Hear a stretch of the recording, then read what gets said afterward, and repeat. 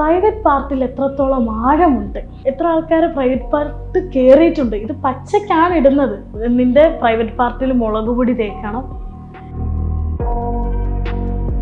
പിന്നെ ആണെങ്കിൽ ഇവൻ അയച്ചൊരു വോയിസ് കേൾപ്പിക്കട്ടെ. കേൾപ്പിച്ചു.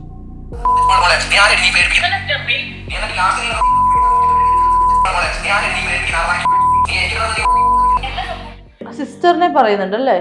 അത് ഈ ഫേക്ക് അക്കൗണ്ടിന്ന് വലിച്ചു കീറുന്നൊക്കെ പറഞ്ഞിട്ടാണ്. എന്താ കമന്റ്? നിന്റെ അനിയത്തിന്റെ പ്രൈവറ്റ് പാർട്ട് വലിച്ചു കീറും. ഞാൻ എന്താ ചെയ്യേണ്ടത്? എത്ര വയസ്സുള്ള കുട്ടിയത്? 16 വയസ്സുള്ള കുട്ടിയാണ്. ഇത് ആരാന്ന് കണ്ടുപിടിച്ചിട്ട് വേണം പോക്സോന് സഹിതം ഞാൻ കേൾക്കും. നിന്റെ പഴയ എക്സിന്റെ കയ്യിൽ നിന്ന് നിന്റെ കുറെ ഫോട്ടോസ് കിട്ടിയിട്ടുണ്ട്, വെയിറ്റ് ആൻഡ് സീ, അങ്ങനെ ഇങ്ങനെ എന്നൊക്കെ പറഞ്ഞാൽ തോന്നുന്നു ബ്ലാക്ക് മെയിലിങ്. അപ്പൊ ഞാൻ അതിനെ വരെ ഞാൻ സ്ട്രോങ് ആയിട്ട് നിന്നു. ഞാൻ എൻ്റെ അച്ഛനെ കെട്ടിപ്പിടിച്ചിട്ടാണ് കിടന്നുകൊണ്ടിരുന്നത്. ആ മനുഷ്യനെ അവൻ പറഞ്ഞത് എന്താണെന്നറിയോ? കണ്ടവരെ കട്ടിലിൻ്റെ അടിയിൽ നിന്ന് പിടിച്ചിട്ട് അതിൻ്റെ പേരിൽ നിന്റെ അച്ഛൻ ചത്തതല്ലേടി, അങ്ങനെയാണ് അവൻ പറഞ്ഞത്. അമ്മേനെ പറഞ്ഞൊരു കമന്റ് ഇട്ടിട്ടുണ്ടായിരുന്നു. എന്തായിരുന്നു കമന്റ്? അമ്മേനെ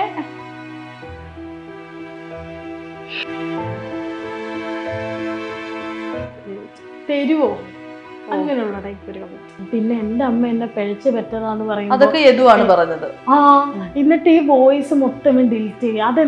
എന്തിനാണ്? ഞാൻ ഡിസേബിൾ ആണ്, ലേണിംഗ് ഡിസേബിലിറ്റി എനിക്ക്. അതിനെ വെച്ച് കളിയാക്കി ഐഇഡി. അതെ, ഞാൻ ഐഇഡി ആണ്, ഞാൻ സമ്മതിച്ചു തന്നു.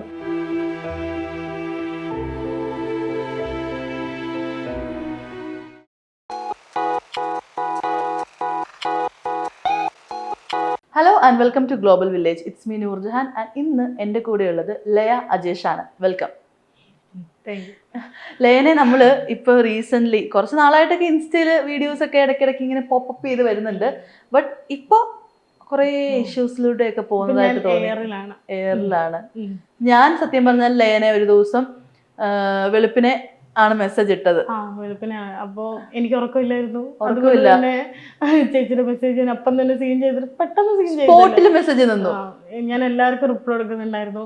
കാരണം ഒരുപാട് പേര് ഈ പ്രശ്നത്തിനെ കുറിച്ചുള്ള ഒരാളെ കുറിച്ച് അറിയാമെന്ന് പറഞ്ഞ് മെസ്സേജ് അയക്കുന്നവരുണ്ടായിരുന്നു. അപ്പോ എനിക്ക് കാരണം ഉണ്ടല്ലോ, ഇതെനിക്ക് പിടിക്കാതെ എനിക്കൊരു സമാധാനക്കേട്. കാരണം ഞാനാണേ ഇത് മൊത്തം കേട്ടത്. അപ്പോ ഒന്നാമതില്ലേ, ഇപ്പോൾ ഓപ്പോസിറ്റ് നിൽക്കുന്ന ഒരാൾക്ക് അത് മനസ്സിലാവണമെന്നില്ല. ഓപ്പോസിറ്റ് നിൽക്കുന്ന ഒരാൾക്ക് ചിലപ്പോൾ ഇതൊക്കെ എന്ത് അങ്ങനെ ഒരു മെൻറ്റാലിറ്റി ഉണ്ടാവാം. പക്ഷേ അത് വായിക്കുന്ന എനിക്ക് എൻ്റെ അച്ഛനെയും എൻ്റെ അനിയത്തിനെയും എൻ്റെ അമ്മേനെയാണ് പറയുന്നത്. അതെനിക്കല്ലേ ഏറ്റവും കൂടുതൽ പൊള്ള. ഇത് ഇപ്പം ഈ ആളെ സപ്പോർട്ട് ചെയ്യുന്ന കുറച്ച് ആൾക്കാരുണ്ട്. അവരൊക്കെ ഒരു ചേച്ചിയുണ്ട് ഇൻസ്റ്റഗ്രാമിൽ ഭയങ്കര ഈ നെഗറ്റീവ് കമന്റ്സിനൊക്കെ ഭയങ്കരമായിട്ട് ചിരിച്ചെടുക്കുന്ന ഒരാളല്ലേ, ഗംഗ എന്ന് പറഞ്ഞ ആ ചേച്ചിയുടെ വീഡിയോ എന്താ പറയുക ഇട്ടിട്ട് താഴെ സ്റ്റോറി ഇട്ടിരിക്കുകയാണ്. ഇതൊക്കെ ഇങ്ങനെ വേണം ചെയ്യാൻ വേണ്ടിയിട്ട് എന്നൊരു പാരഗ്രാഫ് പോലെ എഴുതിയിട്ടുണ്ട്. പക്ഷെ ഞാനൊരു കാര്യം പറയാം, എല്ലാവർക്കും അങ്ങനെ എന്താ പറയുക, ആ ചേച്ചീനെ ഒരിക്കലും സ്ലട്ട് ഷെയ്മിങ് അല്ല ചെയ്തത്. അല്ല, റേപ്പ് ചെയ്യുന്ന തരത്തിലുള്ള കമൻസും അല്ല അതിൽ വന്നിരിക്കുന്നത്. എൻ്റെ വന്നിരിക്കുന്ന കമൻസ് ഒക്കെ കണ്ടിട്ടുണ്ടെങ്കിൽ പ്രൈവറ്റ് പാർട്ടിൽ എത്രത്തോളം ആഴമുണ്ട്, എങ്ങനെയുണ്ട് ഈ സാധനമൊക്കെ വരുമ്പോൾ എത്ര ആൾക്കാർ പ്രൈവറ്റ് പാർട്ട് കയറിയിട്ടുണ്ട്. ഇത് പച്ചക്കാണ് ഇടുന്നത്. ഇത് ഞാൻ പറയുമ്പോഴാണ് പ്രൈവറ്റ് പാർട്ട് എന്ന് പറയുന്നത്. ഇതിപ്പോ കുറച്ച് പേർക്കെങ്കിലും നമ്മുടെ വീഡിയോ കാണുന്ന കുറച്ച് പേർക്കെങ്കിലും ഒരു ഡൗട്ട് കാണും. അതായത് ലൈക്ക് ആക്ച്വലി 20 വയസ്സേ ഉള്ളൂ. 20 വയസ്സുള്ള ഈ കുട്ടി വീഡിയോസ് ഇടുമ്പോഴത്തേക്ക് ഇതിന്റെ കമന്റ് ബോക്സിൽ വരുന്ന കാര്യങ്ങളാണ്. ആൻഡ് ഒരാളാണോ ഇത് ചെയ്യുന്നത് അതോ കുറെ പേരാണോ ചെയ്യുന്നത്? ഞാൻ ഒരു കാര്യം പറയാം, ഈ ഹിന്ദിക്കാർക്ക് മൊത്തം എന്നോട് ദേഷ്യം വരാൻ ഞാൻ എന്താ ചെയ്തത്? ഹിന്ദിക്കാർക്ക് എങ്ങനെയാണ് ഈ മലയാളത്തിൽ കമന്റ് ഇടാൻ പറ്റുന്നത്? ഓക്കെ. പിന്നെ എന്നോട് ആർക്കാണ് ഇത്ര ശത്രുത എനിക്കറിയുന്നില്ല. ഞാൻ ആകെ റിയാക്ട് ചെയ്തിരിക്കുന്നത് ഈ പറഞ്ഞിരിക്കുന്ന ആ വ്യക്തിയാണ്. ആ വ്യക്തിയെ റിയാക്ട് ചെയ്ത സമയത്ത് ആ പുള്ളിക്കാരൻ്റെ പണി പോയെന്ന് ആ പുള്ളിക്കാരൻ പറഞ്ഞു എൻ്റെ അടുത്ത്. എത്ര വയസ്സുള്ള ആളായി കമന്റ് ഇടുന്നത്? 20. ഈ കമന്റ് ഇടുന്നതെന്നല്ല, മീൻസ് എൻ്റെ അടുത്ത് എന്താ നമുക്ക് ആദ്യം മുതൽ ഇപ്പൊ ഇങ്ങനെ പറഞ്ഞു പോയി കഴിഞ്ഞാൽ ചിലപ്പോൾ ആളുകൾക്ക് മനസ്സിലാവില്ല. ആദ്യം മുതലുള്ള ഇൻസിഡന്റ് പറയാം. നമ്മൾ കാണുമ്പോഴത്തേക്ക് ലയ അത്യാവശ്യം കുഞ്ഞി ഗെറ്റ് റെഡി വിത്ത് മീ ഒക്കെ ചെയ്ത് വീഡിയോസ് ഇടുന്നായിരുന്നു. പറഞ്ഞിട്ടുണ്ടെങ്കിലോ ഞാൻ എൻ്റെ ഹാപ്പിനെസ്സിന് വേണ്ടിയിട്ടാണ്. ഞാൻ എൻ്റെ ഒരു ഡൗൺ സ്റ്റേജിൽ നിന്നൊക്കെ ഞാൻ എൻ്റെ മെഡിസിൻസ് ഉറക്കമില്ലായ്മയിൽ നിന്ന് ഞാൻ എന്നെ റിക്കവർ ചെയ്ത് ഞാൻ എന്നെ തന്നെ ഞാൻ സ്നേഹിക്കാൻ തുടങ്ങിയ ഒരു സമയത്താണ് ഇത് വന്ന് എന്നെ അങ്ങോട്ട് അടിച്ചിട്ടു എന്ന് തന്നെ പറയാം. ഞാൻ കരഞ്ഞതിനൊന്നും കയ്യും കണക്കുമില്ല. എൻ്റെ വർക്ക് പോലും ആ കരച്ചിൽ കാരണം നഷ്ടപ്പെട്ടെന്ന് ഞാൻ പറയും. ജോലി പോയി. കാരണം എത്രത്തോളം ഞാൻ അവിടെ പിടിച്ചു നിൽക്കും. എപ്പോഴും നമുക്ക് ആലോചന, എന്താ ഞാൻ എന്ത് ചെയ്യും, വീട്ടുകാരെ കാണാൻ പറ്റുന്നില്ല, ഞാനിവിടെ ഒറ്റയ്ക്കാണ്, ഞാൻ എന്തിനാണ് വന്നത്, വർക്കിനാണ് വന്നത്, എൻ്റെ വീട്ടിലെ സിറ്റുവേഷൻ കാരണം ഇവിടെ വർക്കിന് വന്ന ഞാനിപ്പോൾ നിൽക്കുന്നത് ഒരു പണിയും ഇല്ലാതെ കയ്യിൽ 5 പൈസ ഇല്ലാതെയാണ് നിൽക്കുന്നത്. മോള് എത്ര രൂപയ്ക്കായിരുന്നു മോളുടെ സാലറി? എത്രയായിരുന്നു സാലറി? 10K. ആ 10Kക്കാണ് മോള് കാലിക്കട്ടിൽ നിന്ന് കൊച്ചിയിൽ വന്നിട്ട് വർക്ക് ചെയ്തോണ്ടിരുന്നത്. ഞാൻ വന്നത് ശരിക്കും SBIന്റെ ക്രെഡിറ്റ് കാർഡിന്റെ സെയിലില്ലേ അതിലേക്കാണ് വന്നത്. SBIന്റെ ക്രെഡിറ്റ് കാർഡിന്റെ അതിലേക്കാണ് വന്നത്. അപ്പോൾ അവിടെ തൊട്ടാണ് പ്രശ്നം. ഞാൻ അതിൻ്റെ ഇന്റർവ്യൂ ഒക്കെ അറ്റൻഡ് ചെയ്ത് സെലക്റ്റായി. നമുക്ക് ഇപ്പോൾ ചേച്ചി എന്നോട് സംസാരിക്കുകയാണ്. ചേച്ചി ഇപ്പോൾ ഒരു എന്താ പറയുക, ഒരു ട്രെയിനിങ് ക്ലാസ് എടുത്തുകൊണ്ടിരിക്കുകയാണ്. ചേച്ചിക്ക് എൻ്റെ മേലൊരു ഇംപ്രഷൻ, അത് ഞാൻ എന്താ പറയുക, ഇപ്പോൾ ഞാൻ ചേച്ചീൻ്റെ അടുത്ത് ഡൗട്ട് ചോദിക്കുന്നുണ്ട്. അപ്പം ചേച്ചിക്ക് എൻ്റെ മേലൊരു ഇംപ്രഷൻ ഉണ്ട്. ഞാനിപ്പോൾ ഒരുത്തൻ എന്നെ ആ ഒരു ക്ലാസ്സിലിരിക്കുമ്പോൾ തെറി വിളിച്ചുകൊണ്ടിരിക്കുകയാണ്. അമ്മയ്ക്ക് അച്ഛന് പിഴച്ചു പറ്റവളായി ഇതൊക്കെ വിളിച്ചുകൊണ്ടിരിക്കുവാണ്. എനിക്ക് സഹിയിട്ടു, കണ്ണിന് വെള്ളം വരാൻ തുടങ്ങി. എനിക്ക് എന്ത് ചെയ്യാമെന്നറിയില്ല. ഞാൻ സഹിക്കുന്നതിന് അത്രയും ചോദിച്ചു. ഞാൻ പരമാവധി സൗണ്ട് കുറച്ചിട്ട് ഞാൻ അച്ഛനും അമ്മയ്ക്കും പറഞ്ഞു. ഞാൻ പറഞ്ഞില്ല എന്ന് ഒരിക്കലും ഞാൻ പറഞ്ഞില്ല. ക്ലാസ്സിലിരുന്നിട്ടോ? എനിക്ക് അത്രയും സഹിയിട്ടു. മാം അവിടെ ക്ലാസ് എടുക്കുമല്ല, മാം അവിടെ ഇരിക്കുവാണ്. കുട്ടികളൊക്കെ പുറത്തേക്ക് പോയിരിക്കുകയാണ്. ഞാനിത് എൻ്റെ അടുത്തൊരു കുട്ടി ഇരിക്കുന്നുണ്ട്. അപ്പോൾ കുട്ടി എന്താ പ്രശ്നം മനസ്സിലാവുന്നില്ല ആർക്കും. അപ്പോൾ ഞാനിതിങ്ങനെ പറഞ്ഞു. അത് പറഞ്ഞു കഴിഞ്ഞതിന് ശേഷം എൻ്റെ അമ്മോ, അതിന് ശേഷമാണ് ഈ കമൻസ് വരാൻ തുടങ്ങിയത്. ഒരു 2 ആഴ്ചയായിട്ടുണ്ടാവും. ഞാനൊരു റീല് ചെയ്തു. ഒരു ബ്ലൂ ചുരിദാർ ഇട്ടിട്ട് ഒരു തട്ടമൊക്കെ ഇടുന്നൊരു റീല്. അതിൻ്റെ താഴെ ഉണ്ടല്ലോ എത്രത്തോളം വൃത്തികെട്ട കമന്റാന്ന് അറിയുന്നത്. ഞാൻ ചോദിക്കട്ടെ, അപ്പൊ ഈ SBIയുടെ ഈ ക്ലാസ്സിലിരുന്നിട്ട് ഈ ചീത്ത വിളിച്ചത് കൊണ്ട് ഒരു നെഗറ്റീവായി. ഓക്കെ, അതങ്ങനെ ആകുമല്ലോ. അതെ, ഒരു നെഗറ്റീവ്. കാരണം എന്താന്ന് വെച്ചിട്ടുണ്ടെങ്കിൽ ഇങ്ങനെയൊക്കെ പറയുന്ന ഒരാള് നാളെ ഒരു കസ്റ്റമർ വരുമ്പോ ഇങ്ങനെ സംസാരിക്കില്ലെന്ന് എന്ത് ഉറപ്പ് മനസ്സിലായി? അവർക്ക് അങ്ങനെയല്ലേ തോന്നുക. ഇപ്പൊ അവർക്ക് നമ്മുടെ സിറ്റുവേഷൻ മനസ്സിലാവണമെന്നില്ല. അവരെ കുറ്റം പറയാനും പറ്റത്തില്ല. അതുകൊണ്ട് തന്നെ ഞാൻ വിചാരിച്ചു ഓക്കെ ശരി. അത് പോയി ഞാൻ എൻ്റെ അമ്മേനോട് പറഞ്ഞു, അത് ശരിയായില്ല. ഇപ്പൊ എൻ്റെ എത്രാമത്തെ വർക്കാന്നറിയും. അത് പോയതിനു ശേഷമാണ് നെക്സ്റ്റ് ജോലിക്ക് അവിടെ ഫോർട്ട് കൊച്ചി കയറിയിട്ട് അവിടെ പോയ പിന്നെ എനിക്കൊരു സമാധാനമില്ല. ഞാൻ എൻ്റെ പല വീഡിയോസിലും ഞാനിത് അഡ്രസ്സ് ചെയ്യുന്നുണ്ട്. ഞാൻ പറയുന്നുണ്ട് ഇങ്ങനെ കമൻസ് വരുന്നുണ്ട്, ഞാൻ ഇതിനെ പ്രതികരിക്കുന്നുണ്ട്. ഇതിനിടയിൽ നിൻ്റെ പഴയ എക്സിൻ്റെ കയ്യിൽ നിന്ന് നിൻ്റെ കുറേ ഫോട്ടോസ് കിട്ടിയിട്ടുണ്ട്, വെയിറ്റ് ആൻഡ് സീ, അങ്ങനെ ഇങ്ങനെ എന്നൊക്കെ പറഞ്ഞാൽ പറ്റുന്നു. ബ്ലാക്ക്മെയിലിങ്. അപ്പം ഞാൻ അതിനെ വരെ ഞാൻ സ്ട്രോങ് ആയിട്ട് നിന്നു. പക്ഷേ അമ്മേനെ പറഞ്ഞൊരു കമൻറ്റ് ഇട്ടിട്ടുണ്ടായിരുന്നു. എന്തായിരുന്നു കമൻറ്റ്? പറയാൻ പറ്റത്തില്ല. അങ്ങനത്തെ ഒരു കമന്റ്. അത് ഞാൻ വേണമെങ്കിൽ എന്റെ ഫോണിലുണ്ട്. എന്താ ലൈക്ക് അതിന്റെ ഉള്ളടക്കം എന്താണ്? കമന്റിന്റെ മീൻ ചെയ്യുന്നത് ഉള്ളടക്കം എന്താന്ന് വെച്ചാ, അമ്മേനെ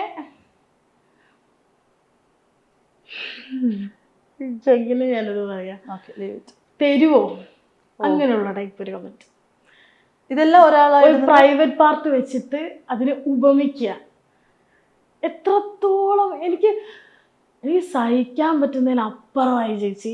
എത്ര വീഡിയോസിന് എന്നറിയാം. ഞാൻ പോട്ടെ, ശരി, വിട്ടേക്കാം. കാരണം എനിക്ക് എൻ്റെ വർക്ക് ഇമ്പോർട്ടൻ്റ് ആണ്. എനിക്ക് ജീവിക്കാൻ വേണ്ടിയിട്ടാണ് ഞാനിവിടെ വന്നിരിക്കുന്നത്. വള്ളി പിടിക്കാൻ എനിക്ക് താല്പര്യമില്ല. സ്വന്തം നാട്ടിൽ പോലും അല്ല ഉള്ളത്.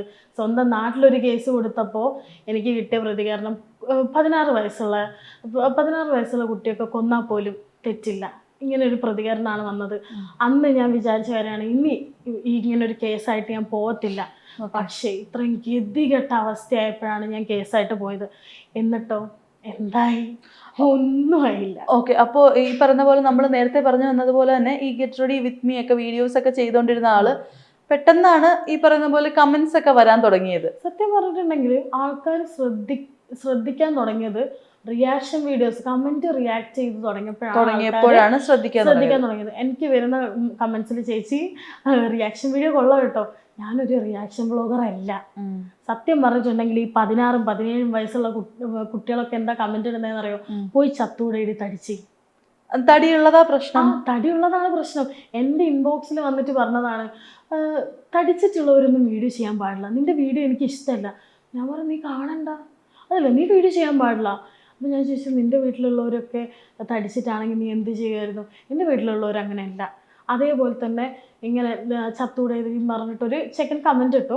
ആ കുട്ടിയുടെ ഫോട്ടോ എടുത്ത് ഞാൻ സ്റ്റോറി ഇട്ടു. ഞാൻ ഒന്നും നോക്കാമെന്നില്ല, ഞാൻ സ്റ്റോറി ഇട്ടു. അപ്പോൾ അവൻ എനിക്ക് അയച്ച മെസ്സേജാണ്, നീ ഈ സ്റ്റോറി ഡിലീറ്റ് ചെയ്തോ അല്ലെങ്കിൽ 5 ദിവസത്തിനുള്ളിൽ നീ ചത്തുപോകും. അതെന്താ? എനിക്കറിയത്തില്ല. ഈ സ്റ്റോറി ഡിലീറ്റ് ചെയ്തോ അല്ലെങ്കിൽ 5 ദിവസത്തിനുള്ളിൽ നീ ചത്തുപോകും. എനിക്കറിയാം അതെന്തുകൊണ്ട് അങ്ങനെ പറഞ്ഞേന്ന്. എന്നിട്ട് എൻ്റെ അടുത്ത് പറയാം, എൻ്റെ ഫോളോവേഴ്സിലുള്ള എൻ്റെ മ്യൂച്വലിലുള്ള കുറച്ച് ഗേൾസ് എന്നെ ഫോളോ ചെയ്യുന്നുണ്ട്, അത് കാണാൻ പാടില്ല, ഗേൾസ് ഒന്നും കാണാൻ പാടില്ല, പക്ഷെ അവന് കമൻറ്റ് ഇടണം. എത്രത്തോളം ഇപ്പോഴത്തെ കുട്ടികൾക്കൊക്കെ എന്താ പറയുക, ബോഡി ഷെയിം ചെയ്യുന്നത് ഒരു സുഖമുള്ള പരിപാടിയാണ്. എൻ്റെ കയ്യിലുണ്ടല്ലോ ഷൂ ഇട്ട് പോകുന്ന ആന ഓടുന്നത്, തടിച്ചിട്ട് കസായ മൊത്തം നിറഞ്ഞിരിക്കുന്ന ആളത്, തടിച്ച് ഡാൻസ് കളിക്കുന്ന. ശരി, ഞാൻ സമ്മതിക്കുന്നു, ഞാൻ തടിച്ചിട്ടാണ്, ഞാൻ ആരെടുത്തും വന്ന് പറഞ്ഞിട്ടില്ലല്ലോ ഞാൻ ഇത്രയേ ഉള്ളൂ എന്ന് ഞാൻ പറയുന്നുണ്ടോ? ഇല്ല, ഞാൻ തടിച്ചിട്ടാണ്, ഞാനൊരു പ്ലസ് സൈസ് വുമൺ ആണ്, ഞാൻ സമ്മതിക്കുന്നു. ഞാൻ ഒരിക്കലും പറഞ്ഞിട്ടില്ല ഞാൻ ഈർക്കിൾ പോലെയാണ് ഇരിക്കുന്നത്, അല്ലെങ്കിൽ ഞാൻ മെലിഞ്ഞത്തെ എന്താ പറയുക ഐശ്വര്യ റായിനെ പോലെയാണ് ഇരിക്കുന്നത് ഞാൻ പറയുന്നില്ല. അത് പോരാതെ നിറം, എൻ്റെ നിറം വരെ ഒരു പ്രശ്നമാണ്. അല്ല, ഈ നിറമൊക്കെ വെച്ചിട്ടാണോ ഒരാൾ നിറം വെച്ചിട്ടാണോ വീഡിയോ ചെയ്യേണ്ടത്? എനിക്ക് നിറമില്ല, എനിക്ക് സൗന്ദര്യമില്ല, ഞാൻ വീട്ടിൻ്റെ അകത്തൊരു മൂലയ്ക്ക് പോയിട്ട് പുതപ്പ് മൂടി ഇരുന്നാൽ മതിയോ? അങ്ങനെ ഇരുന്ന ഇവർക്കൊക്കെ സന്തോഷമാവും. അതുപോലെ തന്നെ ലൈക്ക് ഈ 19-20 വയസ്സ് ഉണ്ടെന്ന് പറയുമ്പോൾ അതും കള്ളമാണെന്ന് പറയുന്ന ആളുകളുണ്ട്. 50 എന്നൊക്കെ കമന്റ് ഇടുന്നവരുണ്ട്. ഞാൻ അല്ലെങ്കിൽ എൻ്റെ ആധാർ കാർഡ് വേണമെങ്കിൽ ജാസി പണ്ട് ആധാർ കാർഡ് കാണിച്ചു പോയി, ഞാൻ കാണിച്ചു തരാം എൻ്റെ ആധാർ കാർഡ്. ഞാൻ 2005 ജനിച്ചത്. എന്നെ കണ്ട ഏജ് തോന്നിക്കും, എനിക്ക് തടിയുള്ളതുകൊണ്ടായിരിക്കാം എന്നെ കണ്ട ഏജ് തോന്നിക്കും, പക്ഷേ എനിക്ക് 20 വയസ്സേ ഉള്ളൂ. 21 ഒക്ടോബർ ആകുമ്പോൾ എനിക്ക് വലിയ പ്രായമൊന്നുമില്ല. പിന്നെ ചില കമൻസൊക്കെ ഞാൻ ഫണ്ണായിട്ട് എടുക്കാറുണ്ട്, ചിലതിനൊക്കെ ഞാൻ റിപ്ലൈ കൊടുക്കാറുണ്ട്. ഞാനും തിരിച്ചു വിളിക്കും, ഓ ഗ്രാൻഡ് പാ, ഓക്കെ ഗ്രാൻഡ് പാ, എൻ്റെ 50 നിനക്ക് 20 എന്നൊക്കെ പറയുന്നവരുണ്ട്. പക്ഷേ ഞാനെന്ത് ചെയ്യാനാ?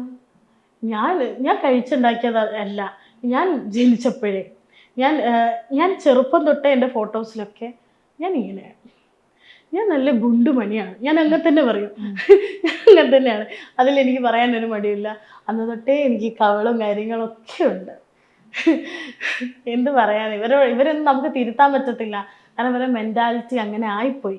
ഈ ഇൻസ്റ്റയിലോട്ട് വന്നതിന് ശേഷമാണ് ഇത്രയും ബോഡി ഷെയ്മിങ് ആണെങ്കിലും ഇങ്ങനത്തെ കാര്യങ്ങളൊക്കെ കേൾക്കാൻ തുടങ്ങിയത്. ഞാൻ എൻ്റെ ലൈഫിൽ ചേച്ചിക്കറിയാം, നടന്നു പോകുമ്പോൾ ബാക്കിൽ ഇങ്ങനെ നടന്ന് കാണിച്ചവരുണ്ട്. അന്ന് അവർക്കതൊരു തമാശയാണെങ്കിലും വീട്ടിൽ പോയിട്ട് കരയുന്നത് ഞാനാണ്. എത്ര വയസ്സിലൊക്കെ ഇതൊക്കെ? ഒരു 11 ടീനേജിലോട്ട് കയറുന്ന സമയം, 11-12 വയസ്സൊക്കെ ഉള്ള ടൈമിൽ ഇങ്ങനെ ബാക്കിൽ നടക്കുക, നടന്ന് കാണിച്ചു തരാ, കുറേ പേര് തടിച്ചി അങ്ങനെ തന്നെ വിളിച്ചവരുണ്ട്. അപ്പം ഞാൻ ചോദിക്കുക അതെന്താ അങ്ങനെ വിളിക്കുന്നത്? എനിക്ക് ഇതിനെ തടിച്ചെന്ന് വിളിക്കാനാണ് ഇഷ്ടം. ശരി, അവരെന്തെങ്കിലും വിളിച്ചോട്ടെ, ഞാനത് മൈൻഡ് ആക്കാറില്ല. ഒരു ടൈം കഴിഞ്ഞപ്പോൾ എനിക്കിത് നെവർ മൈൻഡ് ആയി. ഈ ടൈം കഴിഞ്ഞപ്പോൾ ആരെന്ത് വേണേ പറഞ്ഞോട്ടെ. ഓക്കെ, കാരണം നമ്മളിത് കേട്ട് നമ്മളെ ചെവി ഓക്കെ, അത് നമ്മൾ തന്നെ ഡൈജസ്റ്റ് ചെയ്തു. ഓക്കെ, ഞാൻ തടിച്ചിട്ടാണല്ലോ, ഞാൻ കണ്ണാടി നോക്കുമ്പോൾ ഞാൻ ഐശ്വര്യ റായ, ഞാൻ ഭയങ്കര സുന്ദരിയാണ്, ഏറ്റവും കൂടുതൽ ഈ ലോകത്ത് ഏറ്റവും സുന്ദരി ആരാന്ന് വെച്ചിട്ട് ഞാനാന്ന് പറയും. അടിപൊളി, അങ്ങനെ തന്നെ വേണം. ഇപ്പം ഞാനാന്നേ ഞാൻ പറയും. കാരണം എന്താ വെച്ചിട്ടുണ്ടെങ്കിൽ ഈ സിനിമാ നടികന്മാരെ പോലെ മെലിഞ്ഞ് ഭയങ്കര ബ്യൂട്ടിഫുൾ ആയിട്ട്, അവര് ബ്യൂട്ടിഫുൾ അല്ല എന്നല്ല ഞാൻ പറയുന്നത്, അവരും ബ്യൂട്ടിയാണ്. പക്ഷേ അത് മാത്രമല്ല ബ്യൂട്ടി സ്റ്റാൻഡേർഡ്, അത് മാത്രമല്ല നിങ്ങൾ കണ്ണിലൂടെ കാണുന്ന സൗന്ദര്യം മാത്രമാണ് സൗന്ദര്യം എന്ന് വിലയിരുത്തുന്നത് കൊണ്ടാണ് അവിടെയാണ് പ്രശ്നം വരുന്നത്. നമ്മളെല്ലാവരും മനുഷ്യന്മാരാണ്, നമുക്കെല്ലാം ഒരു മനസ്സുണ്ട്, അതൊന്നും കൺസിഡറേറ്റ് ചെയ്യത്തില്ല. ഒരാളെ പുറത്ത് നോക്കുമ്പോൾ ഇവള് തടിച്ചിട്ടല്ലേ, അപ്പോൾ ശരിയല്ല, തടിച്ചിട്ടുള്ളവരങ്ങനെ മറ്റേ നോർമലായി കാണാൻ പാടില്ല. ഇപ്പോൾ ഞാൻ ഇവിടെ എറണാകുളത്ത് വന്നപ്പോൾ ഞാൻ ഫസ്റ്റ് ടൈമാണ് ഫോർമൽസ് ഇടുന്നത്. ഞാൻ ഇവിടെ ഫോർമൽസ് ഇടുമ്പോൾ എനിക്ക് ഭയങ്കര ഓക്വേർഡ് ഫീൽ, ഇൻസെക്യൂരിറ്റി തോന്നിയായിരുന്നു. ഭയങ്കര ഇൻസെക്യൂരിറ്റി ആയിരുന്നു. കാരണം എന്താ വെച്ചാൽ ഇതുവരെ ഇടാത്തൊരു ഡ്രസ്സ് ഇൻസൈഡ് ചെയ്തിട്ടാണ് പാന്റും ഷർട്ടും. അപ്പോൾ പക്ഷേ ഞാനുണ്ടല്ലോ മെട്രോ കയറിയിട്ട് പോലും ഒരു മനുഷ്യൻ എന്നെ നോക്കിയില്ല, തെറ്റായ രീതിയിൽ പോലും എന്നെ നോക്കിയില്ല. പക്ഷേ ഇതേ ഞാൻ എൻ്റെ നാട്ടിൽ ഞാൻ ഈ ഒരു ഡ്രസ്സ് ഇട്ട് പുറത്തിറങ്ങിയിട്ടുണ്ടായിരുന്നു, ആ സാധനം ഉണ്ടാവുമായിരുന്നു. കോഴിക്കോട് അല്ലേ? സത്യമായിട്ട് ഞാൻ ജീൻസ് ഇട്ട് പോകുമ്പോൾ വരെ വിളിച്ച് കാണിച്ചു കൊടുക്കുന്നവരുണ്ട്, ഞാൻ കണ്ടിട്ടുള്ളതാണ്. ഞാൻ എന്താ പറയുക, എൻ്റെ നടത്തത്തിനൊക്കെ എത്രത്തോളം, നടത്തം മാത്രമല്ല ചുരുണ്ട മുടിക്ക് വരെ ഒരു പ്രശ്നമുണ്ട്. എന്തിനൊക്കെ എൻ്റെ ലൈഫ് സ്റ്റാർട്ട് ചെയ്തത് എൻ്റെ ഒരു പ്രശ്നം ഇതിലാണ് സ്റ്റാർട്ട് ചെയ്തത് തന്നെ. എനിക്ക് 11 വയസ്സുള്ളപ്പോഴാണ് എൻ്റെ അച്ഛൻ മരിക്കുന്നത്. അതുവരെ എൻ്റെ ലൈഫ് ഭയങ്കര സ്മൂത്ത് അടിപൊളിയായിരുന്നു, ഞാൻ ഭയങ്കര ഹാപ്പി ആയിരുന്നു. കാരണം ഞാൻ ഭയങ്കര കംഫർട്ട് സോണിലായിരുന്നു. അത് നഷ്ടപ്പെട്ടതോടെ എൻ്റെ അമ്മ എന്നെ നല്ലപോലെ എല്ലാം നോക്കി, അങ്ങനെ ഞാൻ പറയത്തില്ല. എൻ്റെ അമ്മയാണ് ഇതുവരെ കഷ്ടപ്പെട്ട് ഈ 20 വയസ്സ് വരെ എൻ്റെ അമ്മയാണ് എന്നെ കഷ്ടപ്പെട്ട് നോക്കിയത്. പക്ഷേ അച്ഛൻ്റെ സ്ഥാനം അതൊരിക്കലും നമുക്കൊരു റീപ്ലേസ്മെൻറ്റ് ചെയ്യാൻ പറ്റത്തില്ല. അപ്പോൾ എനിക്ക് എപ്പോഴും തോന്നിയിട്ടുണ്ട്, ഒരാൾ എന്നെ കുറ്റം പറയുമ്പോൾ അല്ലെങ്കിൽ ഒരാൾ എന്നെ മോശം പറയുമ്പോൾ എൻ്റെ അച്ഛനുണ്ടെങ്കിൽ ഉറപ്പാണ് ചോദിച്ചിരിക്കും. എൻ്റെ അച്ഛൻ്റെ മുന്നിൽ നിന്ന് എന്നെ ഒരാൾ കളിയാക്കിയിട്ടുണ്ട്, എൻ്റെ അച്ഛൻ ചോദിക്കും എൻ്റെ മോൾക്ക് എന്താണ് കുഴപ്പം. ആ ടൈമിൽ എനിക്ക് ജീൻസ് ഇടാൻ ഇഷ്ടമല്ല, പക്ഷെ എൻ്റെ അച്ഛൻ എന്നെ കൊണ്ട് ജീൻസ് ഇടിയിപ്പിച്ചിട്ടുണ്ട്. എന്നെ അത്രത്തോളം സ്നേഹിച്ച് എൻ്റെ അച്ഛൻ പോയ സമയത്ത് ഞാൻ ഒരുപാട് ഡൗൺ ആയി. അതിനുശേഷം ഞാൻ ഈ സ്നേഹം എന്ന് പറയുന്നത് ഭയങ്കര സംഭവമാണ്. സത്യം പറഞ്ഞാൽ സ്നേഹിക്കപ്പെടുക അതൊക്കെ ഭയങ്കര ഒരു ലക്കാണെന്ന് പറയും. സത്യമായിട്ടും എൻ്റെ ലൈഫിൽ എന്നെ പറ്റിച്ചിട്ടുള്ളവരാണ് കൂടുതൽ. ഞാൻ ഒരുപാട് വിശ്വസിച്ചവർ, എന്നെ ഒരുപാട് ട്രസ്റ്റ് ചെയ്തവർ, എന്താ പറയുക, ഞാൻ അത്രയ്ക്കും വിശ്വസിച്ചിട്ടുണ്ടായിരുന്നു. ഞാൻ പറഞ്ഞില്ല, എൻ്റെ ലൈഫിൽ ഞാൻ ഡൗൺ ആയിപ്പോയൊരു പോയിന്റ്. ഞാൻ ഡിപ്രഷന് മരുന്നൊക്കെ നമ്മൾ വെറുതെ, ഉറക്ക ഗുളികയൊക്കെ നമ്മൾ വെറുതെ കുടിക്കും. ട്രീറ്റ്മെന്റ് പോയിട്ടുള്ളത് അല്ലേ? ഡയഗ്നോസ്ഡ് ആണ്. ഇവിടെ മുടിയില്ല, കൊഴിഞ്ഞു പോയതാ, പൊട്ടിക്കുന്നതാ. ആര്? സെൽഫായിട്ട്. എനിക്ക് ടെൻഷൻ കൂടിയ ചെയ്യുന്ന പരിപാടിയാണ് ഞാനിത്. ഇത് ഞാൻ പറഞ്ഞിട്ടുണ്ട് എൻ്റെ ഒരു വീഡിയോയിൽ. അത് എത്ര പേർക്ക് അത് ക്ലിയർ ആയി എന്ന് എനിക്ക് അറിഞ്ഞൂടാ. പക്ഷെ അത് മെഡിക്കൽ കണ്ടീഷൻ തന്നെയാണ്. ഇവിടുത്തെ ഹെയർ ഇങ്ങനെ പൊട്ടിച്ചോണ്ടിരിക്കും, നമുക്ക് കൺട്രോൾ ചെയ്യാൻ പറ്റത്തില്ല. അപ്പോൾ ഇപ്പൊ പറയും, ഇപ്പൊ എൻ്റെ കമന്റ് ബോക്സിൽ തന്നെ വന്നൊരു കമന്റാണ്, ഇവക്ക് വട്ടാണ്, ഇൻഫ്ലുവൻസർ ഫാമിലി ഇവളെ വീഡിയോ ചെയ്യാൻ അനുവദിക്കരുത്, ഇതെല്ലാവരും അഡ്രസ്സ് ചെയ്യണം. ഞാൻ കാലിൽ ചങ്ങല ഇട്ടിട്ട് ആൾക്കാരെ തല്ലിയിട്ടോ അല്ലെങ്കിൽ ആൾക്കാരെ ഉപദ്രവിച്ചിട്ടോ ഒന്നും ചെയ്യുന്നില്ല. ഡിപ്രഷൻ ഒരാൾ അത് അഡ്രസ് ചെയ്യുമ്പോൾ അതിനെ ഭ്രാന്താന്ന് പറയാൻ പറ്റില്ലല്ലോ നമുക്ക്. ഞാൻ എന്നെ വേദനിപ്പിക്കുന്നു, ഞാൻ എന്നെയാണ് സ്വയം ഞാൻ എന്നെ വേദനിപ്പിക്കുന്നു. ഞാൻ എന്താ പറയാ, എനിക്കിത് ഇപ്പോ യേതുവിന്റെ പ്രശ്നം വന്നപ്പോഴായിക്കോട്ടെ, എൻ്റെ കൈ ഓട്ടോമാറ്റിക്കലി എനിക്ക് ടെൻഷൻ ആവുകയാണ്. എനിക്കൊന്നും ചെയ്യാൻ പറ്റില്ല, കൺട്രോൾ ചെയ്യാൻ മോൾക്ക് പറ്റുന്നില്ല, എന്നെ കൊണ്ട് കൺട്രോൾ ചെയ്യാൻ പറ്റുന്നില്ല. ഞാൻ ഫസ്റ്റാണ് എന്താ പറയാ പബ്ലിക്കായി വന്നിരുന്ന് പറയുന്നത്. ഞാൻ ഇൻസ്റ്റയിൽ ഒരു വീഡിയോ ഇട്ടിട്ടുണ്ട്, അത് അത്ര എല്ലാവരും കണ്ടെന്ന് ഞാൻ പറയില്ല, കുറച്ച് പേരൊക്കെ കണ്ടിട്ടുണ്ട്. എന്താ പ്രശ്നം എന്നൊക്കെ ചോദിച്ചിട്ടുണ്ടായിരുന്നു. അവർ വിചാരിച്ചത് എന്താന്ന് വെച്ചിട്ടുണ്ടെങ്കിൽ മുടി ഒരു സ്ഥലത്തുനിന്ന് കൊഴിഞ്ഞു പോകും. പക്ഷെ അതല്ല, ഇത് പൊട്ടിക്കുന്നതാണ്. എനിക്ക് അങ്ങനെ ഒരു ഇതുണ്ട്. അതല്ലാതെ ഞാൻ ഡിസേബിൾ ആണ്, ലേണിംഗ് ഡിസേബിലിറ്റി എനിക്ക്. അതിനെ വെച്ച് കളിയാക്കി ഐഇഡി അതെ ഞാൻ ഐഇഡി ആണ്, ഞാൻ സമ്മതിച്ചു തന്നു. എനിക്ക് എക്സാം എഴുതി തന്ന 10th തൊട്ട് എനിക്ക് എക്സാം എഴുതി തരുന്ന മറ്റൊരാളാണ്. ഞാൻ ഡിപ്പെൻഡൻ്റ് ആണ്. അതുകൊണ്ട് തന്നെ എനിക്ക് ഡിഗ്രിക്ക് പോയപ്പോൾ ഞാൻ മറ്റൊരാളെ ഡിപ്പെൻഡ് ചെയ്തിട്ട് ഇനി നിൽക്കുന്നതിനോട് എനിക്ക് താല്പര്യമില്ലാത്തതുകൊണ്ടാണ് ഞാൻ വർക്കിന് ഇറങ്ങിയത്. ഇനി എനിക്ക് ഡിപ്പെൻഡ് ആയിട്ട് നിൽക്കണ്ട. അതിന്റെ സർട്ടിഫിക്കറ്റ്സും കാര്യങ്ങളൊക്കെ ഉണ്ട്. ഞാനത് കാണിച്ചിട്ട് ഒരു വീഡിയോ ചെയ്തിട്ടുണ്ടായിരുന്നു. ഒരു വലിയ യൂട്യൂബർ ആരൊരു റിയാക്ട് ചെയ്തതാണ്. അതിൽ പറയുന്നുണ്ട്, ഇങ്ങനെ ഇവൾ IED ആടാ, ആ ചില പേരൊന്നും ഞാൻ പറയില്ല കേട്ടോ, എനിക്ക് ഇഷ്ടപ്പെട്ട യൂട്യൂബറാണ്. പണ്ടത്തെ വീഡിയോസൊക്കെ എനിക്ക് റിയാക്ഷൻ വീഡിയോ അല്ലാതെ ആൾ ചെയ്ത ആദ്യത്തെ വീഡിയോസൊക്കെ എനിക്ക് ഭയങ്കര ഇഷ്ടമാണ്. അപ്പോൾ ആളിങ്ങനെ പറയുന്നുണ്ട്, ഇവൾ IED ആടാ, ഇവൾക്ക് എക്സാം എഴുതി കൊടുക്കുന്ന മറ്റൊരാളാ. അല്ല, ഇഷ്ടപ്പെട്ടതാണെങ്കിൽ പോലും അയാൾ ഇങ്ങനെയൊക്കെ പറയുമ്പോൾ എന്തിനാ അയാളെ സേവ് ചെയ്യുന്നത്? അത് ആരായാള്? ആ ചേട്ടൻ തന്നെ അഡ്മിറ്റ് ചെയ്തിട്ടുണ്ട് കേട്ടോ, സോറി ഒക്കെ പറഞ്ഞിട്ടുണ്ട്, സോറി ഒക്കെ പറഞ്ഞിട്ടുണ്ട്, അഡ്മിറ്റ് ചെയ്തിട്ടുണ്ട്. അപ്പോൾ യൂട്യൂബ് പോലും പറഞ്ഞിട്ടുണ്ട്, ഞാൻ അങ്ങനെ ഉദ്ദേശിച്ച് പറഞ്ഞതല്ല, പെട്ടെന്നൊരു ഫ്ലോയിൽ വന്നു പോയതാണ് എന്ന് പറഞ്ഞിട്ടുണ്ട്. അതുകൊണ്ടാണ് ഞാൻ പിന്നെ പേരൊന്നും പറയാത്തത്. അപ്പോൾ എനിക്കത് ഭയങ്കരമായിട്ട് ഹേർട്ടായി. എന്നെ അല്ല പറഞ്ഞതെങ്കിലും ഞാൻ ചിന്തിക്കാൻ തുടങ്ങി, അയ്യോ ഞാൻ അങ്ങനെയാണല്ലോ, അപ്പോൾ ആൾക്കാർ എന്നെ എങ്ങനെയായിരിക്കും കാണുന്നത്. ഇതുവരെ ഞാൻ ആ ഒരു ടൈം വരെ ആരടുത്തും പറഞ്ഞിട്ടില്ല. എൻ്റെ അമ്മ എൻ്റെ അടുത്ത് പറഞ്ഞത്, നന്ദു നീ അത് ആരടുത്തും പറയരുത്, ആൾക്കാർ കളിയാക്കും, നിന്നെ അങ്ങനെയുള്ള കുട്ടിയാന്ന് പറയും. പക്ഷെ എനിക്കത് പറയുന്നതിൽ കുഴപ്പമില്ല. ഞാൻ തന്നെ നോക്കുമ്പോഴത്തേക്കേ ഈ ഒരു 19-20 വയസ്സുള്ള നോർമലി നമ്മൾ കാണുന്ന എത്രയോ ആളുകൾ കുട്ടികൾ സംസാരിക്കുന്നതിനേക്കാളും എത്ര ഭംഗിയായിട്ടാണ് ലയ സംസാരിക്കുന്നത്. എത്ര നീറ്റ് ആൻഡ് ക്ലീൻ, പറയുന്ന ഓരോ കാര്യങ്ങളും എത്ര ക്രിസ്റ്റൽ ക്ലിയർ ആയിട്ടാണ് പോകുന്നത്. നമ്മൾ ഈ സോ കോൾഡ് ആയിട്ട് ഇപ്പം യൂഷ്വലി പോയി എക്സാം എഴുതി വരുന്ന പിള്ളേർ മേ ബി അങ്ങനെ സംസാരിച്ചൊന്നും വരില്ല. ഒരാളെ വെച്ച് സ്ക്രൈബ് യൂസ് ചെയ്ത് എക്സാം എഴുതിയെന്ന് വെച്ചിട്ട് ഒട്ടും ഡൗൺ ആവുന്നില്ല. എത്ര അടിപൊളിയായിട്ടാണ് സംസാരിക്കുന്നത്. ശരിക്കും എനിക്ക് സംസാരിക്കാൻ ഭയങ്കര ഇഷ്ടമാണ്. അതുകൊണ്ടാണ് ഞാൻ വീഡിയോസ് ചെയ്യാൻ തുടങ്ങിയത്. സത്യം പറഞ്ഞാൽ ഇത്രയും നെഗറ്റീവ് വരും എന്ന് ഞാൻ വിചാരിച്ച് തുടങ്ങിയൊരു കാര്യമൊന്നുമല്ല. പക്ഷെ വന്നത് മൊത്തം നെഗറ്റീവ് ആയി പോയി. പറഞ്ഞിട്ട് കാര്യമില്ല, ആൾക്കാരൊന്നും നമുക്ക് മാറ്റാൻ പറ്റത്തില്ല. പക്ഷേ തെറി വിളിക്കുന്നത് അത് ശരിയായിട്ടുള്ള ഒരു കാര്യമല്ല. അല്ല, നിങ്ങൾ എന്ത് വേണേ പറഞ്ഞോളൂ, ബോഡി ഷെയിം ചെയ്തോളൂ, എന്നെ കളിയാക്കിക്കോളൂ, നീ ചെയ്യുന്ന വീഡിയോ ഇഷ്ടമല്ലെന്ന് പറഞ്ഞോളൂ, അത് നിങ്ങളുടെ അഭിപ്രായം. നിങ്ങളുടെ അഭിപ്രായ സ്വാതന്ത്ര്യമാണ്. ഞാൻ കമൻറ്റ് ബോക്സ് ഓണാക്കി വെക്കുന്നത് വെറുതെ അല്ലല്ലോ, നിങ്ങൾക്ക് നിങ്ങളുടെ അഭിപ്രായം പറയാനാണ്. പക്ഷെ തെറി വിളിക്കുന്നത് അതെന്ത് മാന്യതയാണ്? മോളുടെ അച്ഛനെ വരെ പറഞ്ഞ് കമന്റ് ഇടുന്നുണ്ട്. ഞാൻ പറഞ്ഞുതരാം, എൻ്റെ അച്ഛനെ പറഞ്ഞത് ഞാൻ പറഞ്ഞുതരാം. മരിച്ചു പോയ ഒരാളാണ്. എനിക്ക് ഏറ്റവും കൂടുതൽ ഇന്നും ഞാൻ ലൈറ്റ് ഓഫ് ആക്കിയിട്ട് കിടന്നുറങ്ങത്തില്ല. സത്യമായിട്ടും പറയാം, ഈ 20 വയസ്സായിട്ടും ഞാൻ എൻ്റെ റൂമിൽ ലൈറ്റ് ഓഫ് ആക്കത്തില്ല. എനിക്ക് പേടിയാണ്, എനിക്ക് ഇരുട്ട് പേടിയാണ്.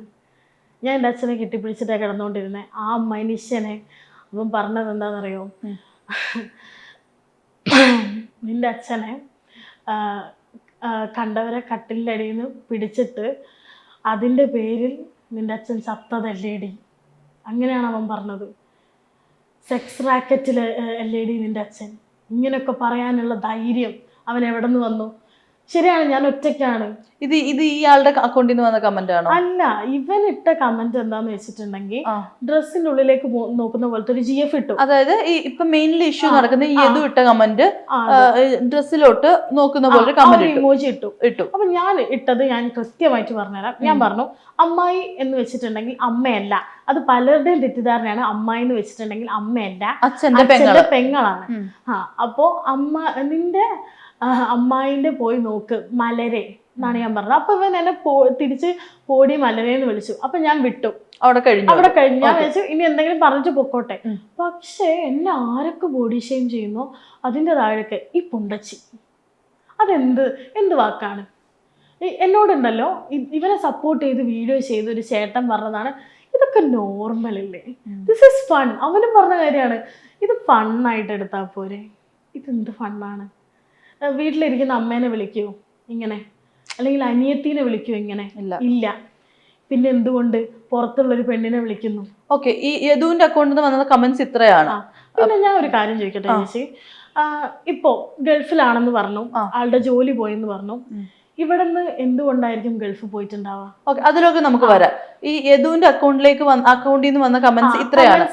ഇതാണ് ആള് അതിനുശേഷം അയച്ച വോയിസ് കേട്ടാ അറയ്ക്കും. ഇങ്ങനത്തെ കമന്റ്സ് ഒക്കെ ഇട്ട് അവൻ തന്നെയാന്ന് നമുക്ക് തോന്നിപ്പോവും. അപ്പൊ ഉണ്ടോ ഇത് ഈ ഒരു മെസ്സേജ് അയച്ചതിന്റെ ഒക്കെ ഇപ്പോഴും കയ്യിലുണ്ടോ? കയ്യിലുണ്ട്. കഴിഞ്ഞ ദിവസം ഇവൻ എൻ്റെ അടുത്ത് സോൾവ് എന്ന് പറഞ്ഞ മെസ്സേജ് അയച്ചു. നമുക്ക് സോൾവ് ചെയ്യാന്ന് പറഞ്ഞിട്ട് മെസ്സേജ് അയച്ചു. അപ്പൊ ഞാനത് അപ്പം തന്നെ ഞാൻ സ്ക്രീൻഷോട്ട് എടുത്തു. എന്തോ ഒരു ഭാഗത്ത് ഞാൻ സ്ക്രീൻഷോട്ട് എടുത്ത് വെച്ചു. ഇപ്പം ഞാൻ ആ ചാറ്റിൽ ഇത്രയും നേരം ഞാൻ നോക്കിയിട്ട് ആ ഒരു ഇത് ഞാൻ കാണുന്നില്ല. ഡിലീറ്റ് ഫോർ എവരിവൺ കൊടുത്തു അല്ലേ? ഇവൻ പറയുന്നത് ഇവൻ ഭയങ്കര മര്യാദ രാമനാണ്, ഇവൻ തെറ്റുകാരനേ അല്ല, ഇവൻ ഇതൊന്നും എന്താ പറയുക ഒന്നും ചെയ്തിട്ടില്ല എന്നാണ് ഇവൻ പറയുന്നത്. ഇവൻ ചെയ്ത തെറ്റ് ഇവൻ എന്താ പറയാ അക്സെപ്റ്റ് ചെയ്യുന്നുണ്ട് കേട്ടോ. പക്ഷെ എനിക്കത് ഇത്രയും തെറി പറഞ്ഞു കഴിഞ്ഞിട്ട് തിരിച്ച് വലിച്ചു കഴിഞ്ഞാൽ തെറി മൊത്തം പോകും. ഇല്ല. പിന്നെ ആണെങ്കിൽ ഇവൻ അയച്ചൊരു വോയിസ് കേൾപ്പിക്കട്ടെ. കേൾപ്പിച്ചു.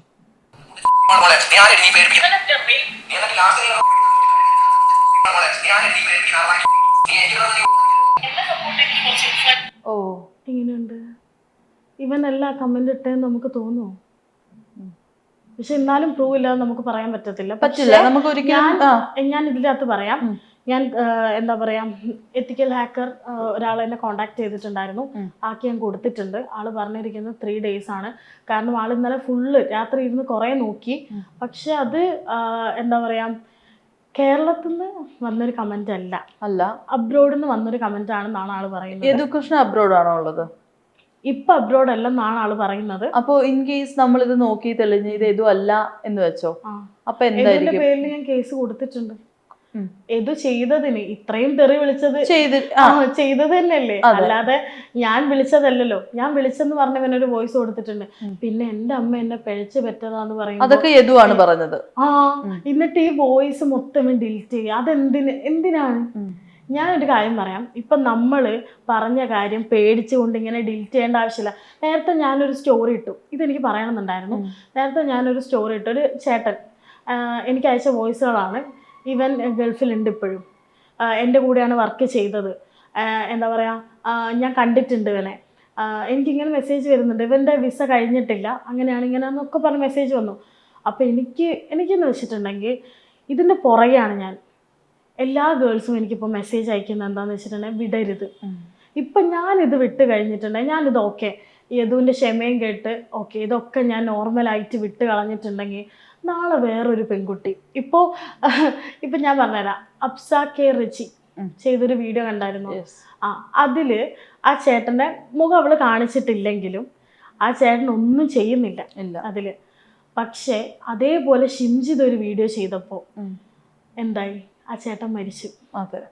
ഇപ്പോൾ ഞാനിത് എന്താ പറയുക, ഞാനിതിനെ പ്രതികരിക്കൽ നിർത്തി.